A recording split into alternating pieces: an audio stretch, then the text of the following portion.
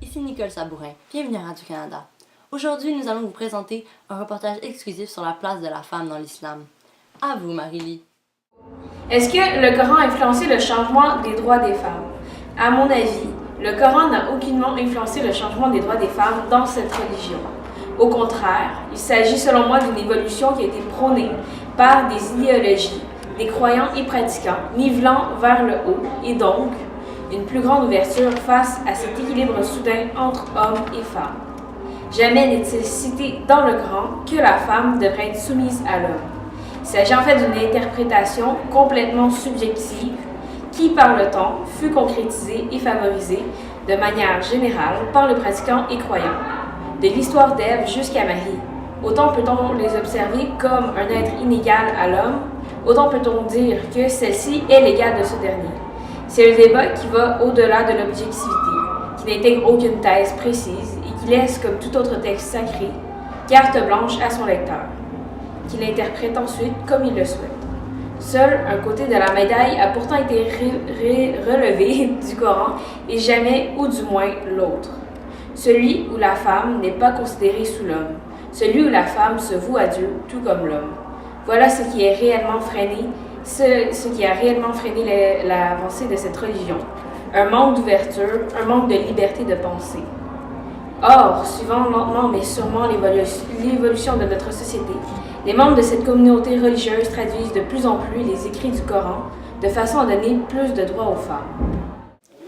Si on observe les écrits dans le Coran, on peut voir que la place de la femme est très différente de ce que l'on imagine. Tout d'abord, à travers l'histoire d'Adam et Ève, on instaure la notion d'égalité entre les sexes. Dans cette version, Ève n'est pas celle qui entraîne Adam au péché, ils sont tous deux coupables. Il est dit que la femme a été créée d'une seule âme, tout comme l'homme. Le Coran explique que l'homme et la femme doivent s'entendre dans le but de faire le bien. Entre autres, il est aussi dit que la naissance d'une fille doit être accueillie avec autant de joie que celle d'un garçon, puisque les deux peuvent se consacrer à Dieu. L'enfantement n'est pas vu comme une punition, mais plutôt comme un moyen de purification qui mérite l'admiration et le respect. Ainsi, la Vierge Marie ne restait pas confinée à la maison, mais se joignait à des groupes de croyants. Les femmes courageuses et qui montrent leur foi, comme l'épouse du Pharaon dans l'histoire de Moïse, sont très respectées. Aussi, la femme a accès à plusieurs droits, comme celui d'être propriétaire, de travailler, d'effectuer le métier qu'ils veulent et de voter. Par contre, le rôle primordial de la femme reste d'assurer l'éducation morale de la famille. La femme a aussi le droit de demander le divorce, de refuser de se marier ou de garder son nom de famille après le mariage. Donc, en général, la femme est assez bien respectée dans le Coran et est aussi très égalitaire à l'homme. Et maintenant, la place des femmes dans deux pays différents avec Héloïse Goussard. Bonjour, ici Héloïse Goussard. Je suis présentement en compagnie de Fatma Abdullah, une jeune musulmane canadienne. Bonjour. Bonjour, c'est un plaisir de vous avoir ici. Donc, comment est-ce que vous vivez votre religion ici au Canada? Donc moi, personnellement, je me suis beaucoup adaptée à la culture occidentale. Donc, je la vis d'une manière je vis avec beaucoup de liberté et beaucoup de modernité. Donc, par exemple, je porte le voile, même pas parce que je suis dans une obligation de le porter, vraiment parce que c'est mon choix personnel. Par contre, j'ai une amie qui, sa famille est très conservatrice et stricte, donc eux, ils l'obligent à porter le voile. Donc, en général, je dirais que ça dépend de chaque individu, comment est-ce qu'il vit sa religion. Et aussi, comment est-ce que les gens de la société vous perçoivent? Il faut se rappeler que ici, c'est pas l'islam la religion principale au Canada. Et donc, les gens ont encore beaucoup de préjugés. Comme une fois dans la rue, une femme est venue me voir et elle essayait de me convaincre de ne plus porter le voile parce qu'elle me disait vous êtes au Canada, vous n'êtes plus obligé de porter le voile. Elle était sous l'impression que j'étais sous obligation de porter le voile. Comme je vous ai dit, je ne le suis pas. Et donc, je dirais que les gens ont encore beaucoup de préjugés, malgré qu'ils soient respectueux. Merci beaucoup. Merci, au revoir. Au Canada, les musulmans représentent 2,5% de la population. Les chartes des droits et libertés et toutes les chartes concernant les droits de l'homme sont respectées. La femme est sa propre personne et elle prend des décisions de façon indépendante. Aussi, selon les lois canadiennes, la femme et l'homme sont égaux en tout point. Depuis 1940, les femmes ont le droit de vote et depuis 1988, elles ont droit à l'avortement. Un tiers des femmes de 25 à 34 ans possèdent un diplôme universitaire comparé à un quart pour les hommes. Aussi, les femmes ont une place dans le gouvernement. La première députée élue en 1961 était Marie-Claire Kirkland-Casgrain et depuis 2014, les femmes occupent 27,2% du gouvernement québécois. Est-ce que le statut de la femme risque de se dégrader au Canada à cause de l'islam? A priori, non, puisque le Canada est un pays où l'égalité homme-femme est assez bien protégée et qui se veut laïque. Néanmoins, il y a quand même des dangers. Par exemple, l'Ontario a considéré instaurer un tribunal familial dont les lois avaient été fondées sur la charia après des demandes de groupes musulmans. Il est donc important de renforcer nos lois, éventuellement par une charte de la laïcité. Les citoyens d'Arabie Saoudite bénéficient d'une espérance de vie ainsi que de niveaux de revenus et d'études élevés, mais les inégalités entre les hommes et les femmes restent encore très importantes.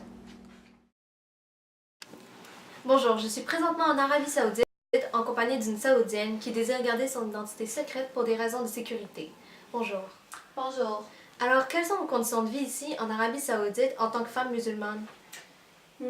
Chaque femme a un tuteur masculin, donc un frère, un mari, un père. Dans mon cas, c'est mon frère et il prend des décisions importantes par rapport à mon éducation, à ma vie amoureuse, mon mariage, par rapport à ma santé, à mes déplacements, à mes voyages pour moi.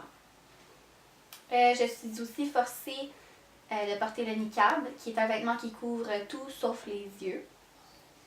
Et en public, les sexes sont toujours séparés. Donc les hommes et les femmes ne peuvent pas avoir d'interaction, à moins que ça soit le tuteur. Aussi, ici en Arabie Saoudite, nous sommes le seul pays où les femmes n'ont pas le droit de conduire. Donc, je ne peux pas tellement me déplacer vu que les transports en commun ne sont pas tellement développés non plus. Et aussi, on n'a pas beaucoup d'opportunités d'emploi en tant que femme, car les femmes doivent toujours être séparées des hommes en milieu de travail. Il n'y a pas beaucoup d'entreprises qui ont la possibilité de s'offrir ça. C'est pour ça que notre taux de chômage est très élevé et que moi je suis au chômage. Merci beaucoup. En Arabie Saoudite, les musulmans représentent 100% de la population. Les citoyens d'Arabie Saoudite bénéficient d'une espérance de vie ainsi que de niveaux de revenus et d'études élevés, mais les inégalités entre les sexes restent encore très importantes. Les hommes seulement ont droit à la polygamie, et s'il y a un divorce, les hommes ont la garantie automatique de la garde de leurs enfants. En Arabie Saoudite aussi, la principale source de la loi est la charia, qui est issue directement du Coran. Un des exemples d'une loi est la parole de la femme vaut la moitié que celle de l'homme. Il y a aussi une surveillance sévère exercée par des milices de quartier sur les femmes. Et il y a l'application de mahram, qui est une personne avec qui la femme peut enlever son voile et on pourrait dire même être libre. Elle a le droit de voyager avec cette personne. De plus, les femmes saoudiennes sont considérées comme des mineurs. Elles ont par contre le droit à l'éducation. Par exemple, 56,6% des étudiants universitaires en 2011 étaient des femmes. Elles viennent aussi tout juste d'avoir le droit de vote le 25 septembre 2011. La justice saoudienne autorise l'avortement seulement en cas de viol ou si la santé psychique ou physique de la mère est menacée, ce qui fait qu'il représente 13% des morts maternelles puisqu'il faut le consentement du mari. La justice condamne également à la flagellation les fréquentations illégales pour les femmes, par exemple s'exposer en public avec un homme étranger ou hors du cercle familial. Mais quel sera le futur du statut de la femme en Arabie Saoudite? Nous pouvons supposer qu'il va s'améliorer puisque le gouvernement saoudien fait de plus en plus d'efforts dans la direction des femmes. Par exemple, l'âge légal du mariage est passé de 12 à 16 ans et il y a récemment eu la première campagne contre la violence domestique financée par le roi Abdallah lui-même.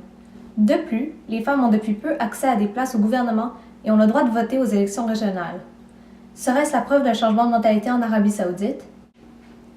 Dans les pays à grand pourcentage musulman, même si leurs besoins physiologiques sont respectés, les femmes sont niées un grand nombre de leurs libertés.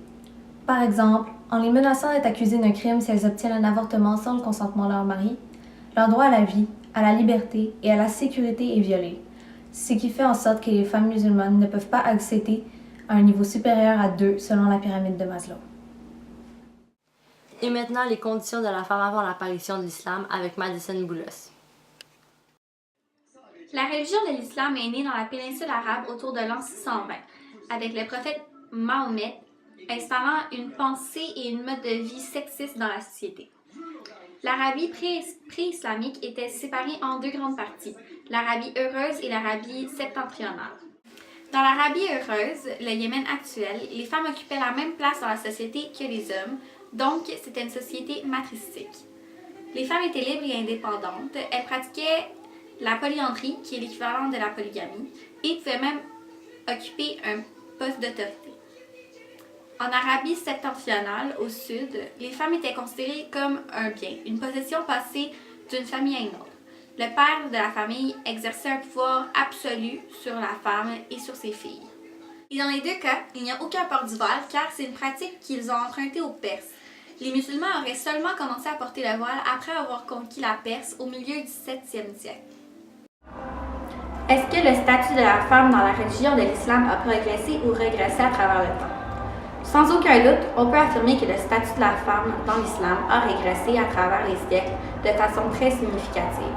Surtout lorsqu'on la compare avec la place de la femme en Arabie heureuse où, avant l'apparition de l'islam dans la péninsule arabe, la femme était libre et indépendante. Elle avait le choix de renoncer à un mariage et était même encouragée à être courageuse. Elle pouvait faire à leur guise. De nos jours, dans les pays arabes et les familles très croyantes, la femme est beaucoup plus restreinte, voire même soumise. La société traite la femme comme un objet, une possession du père ou du mari, rendant tous leurs choix et opinions insignifiants.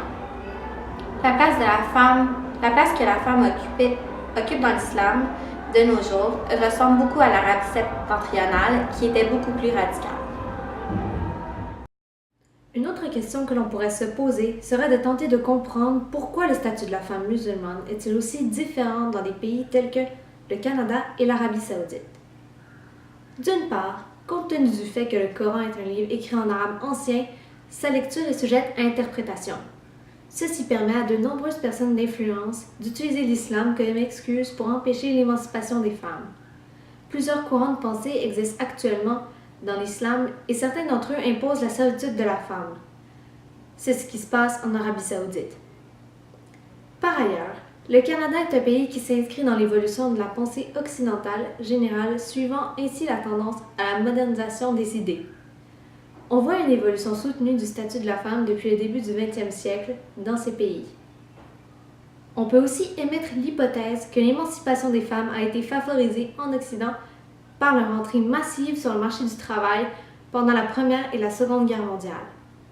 Ceci a favorisé l'apparition des femmes actives et indépendantes. Les pays arabes n'ayant que peu participé à ces conflits mondiaux, cette importante force de changement ne s'est pas faite sentir. Ceci conclut notre reportage sur la place de la femme dans l'islam. Ici Nicole Sabourin et on se retrouve la semaine prochaine.